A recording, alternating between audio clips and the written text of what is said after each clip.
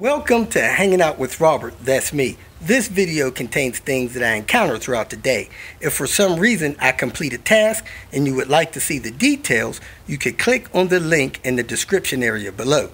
This video also contains tips and tricks that I learned throughout the years. I plan on leaving this video accessible for about 30 days. After that, you can view it through my Patreon account. Thank you very much for watching. Elizabeth said Little Red's AC is acting up, which normally means the clutch gap is bad. I can't remember what zip ties I used last year on this thing. When you don't use the right zip ties, the zip ties you use will melt, and then your clutch gap will be bad. Some zip ties, they melt, some they don't. The cicadas have really quieted down.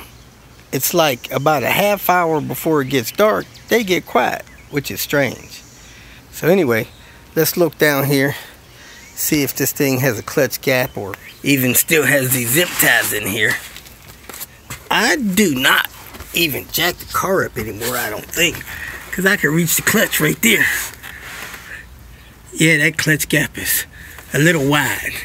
See, I used those little teeny zip ties last time, and they just not doing the job. So I'm going to get the next size up and stick them in there. Let me go see if I can find a few zip ties. This car doesn't have the air guide in it because I put the oil cooler on it for the transmission cooler.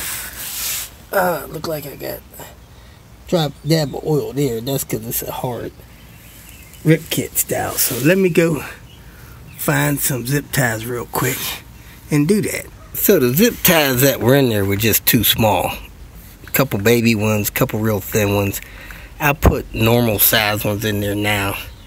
You can see that gap is almost closed, but it's turning, so there is a gap there. So it should be good to go. Right there it got wide for some reason. Maybe I should put another one on this side right here to get this gap a little bit closed, but it should be okay. Should be able to pull in. So if she has any more problems, she'll let me know. I'm here with George looking at his 99 GLT. He didn't even realize the thing was turbo. Pop open the hood, got all the turbo piping. It is running real rough, dumping a lot of gas, smoking under acceleration. The oil is black, probably with fuel, smells like fuel. So we're going to run codes on this 99 to see what the codes say. The tube there has a dent in it. I don't think I've ever seen that before. I don't know if it's getting hot rubbing on this causing that dent, but it is there. I could not find any breaches in the turbo piping just yet, or the intercooler. So I'm going to grab my computer and run some codes. Let me get this thing on right. We ran the codes with Vita, reset them, and this is the only codes we come back with. Boost pressure sensor, and the fuel pump relay, which we got a relay jump, and a climate control temperature module. On the white block Volvos with the RN engine, which started in 1999, there are two sensors on your intake tube going to your throttle body. You can spot them here on your intake, and the one closest to the throttle body is the air intake temperature sensor, and the next one closest to the battery is this boost pressure sensor. He's going to replace this boost pressure sensor and he should be good to go. Cicadas are real bad today, but I found a couple of things among these boxes that I needed. One was my safe. Another thing was something else I was looking for. Anyway, I need to find my scale so I could weigh a couple packages and ship a couple of packages out. I'm not sure where my scale is. I use a fish scale to do that. It may be in Panther. But I'm getting ready to check the oil and Little Red. I also want to find the plastic razor blade that Andrew gave me. Take this pinstripe off this door, wash and wax this car. Even though this car needs to be painted, So if any of you guys got an ability to paint a car, this car needs to be painted. It was repaired back here when Elizabeth was in college, and everywhere they painted it, it's peeling off. Some lady hit her back there, so all that paint's peeling. So I can prep it.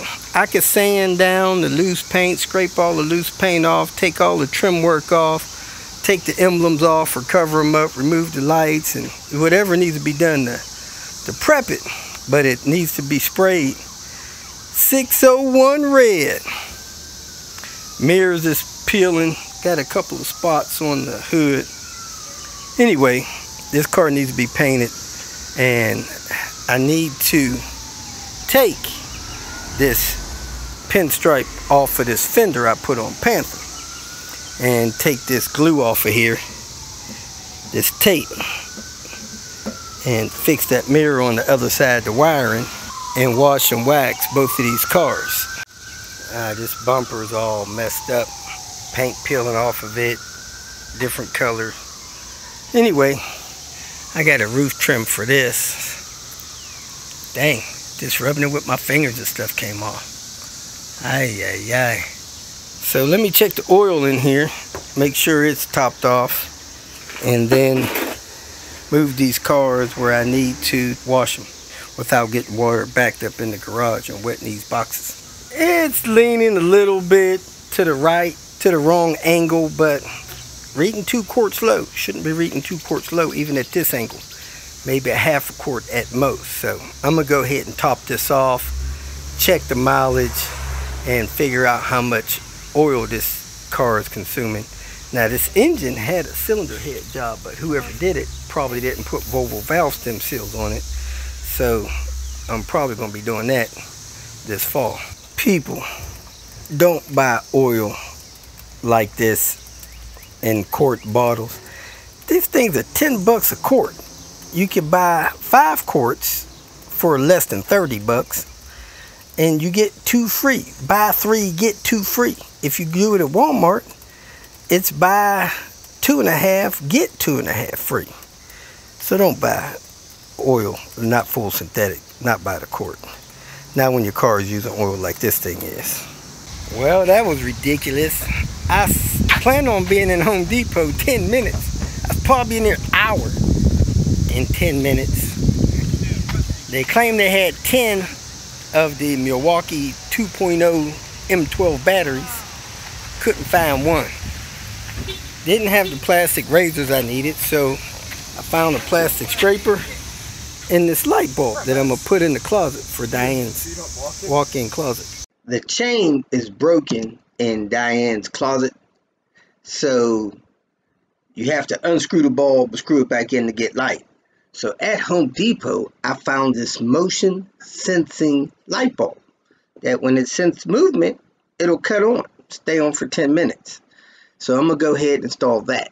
So let me take this light bulb and go ahead and screw it up in the socket and see if this is gonna work. As soon as it's screwed in, voila, we have light. The light has gone out, and when I approached it a few minutes ago, it came back on. I don't know why it came back on. When I started approaching it, I thought it was because my light on my camera cut it on, but as soon as I started approaching it, some reason it came back on. But it stayed off until I started approaching it. That's weird. I would have thought it would have had to actually see my motion to cut on. And it stays on for 10 minutes, and when it cuts off, it cuts off. So there you have it. Hopefully it didn't cut on in the middle of the night. If you feel that this information was useful, please like it and share it with your social media friends. You can subscribe to my channel so that you will get notifications of future videos that I post. You can follow me on Twitter, and if you need to contact me directly, please visit my website. And if you have any questions, leave them below, and someone or myself will reply to them. Again, thank you very much for watching.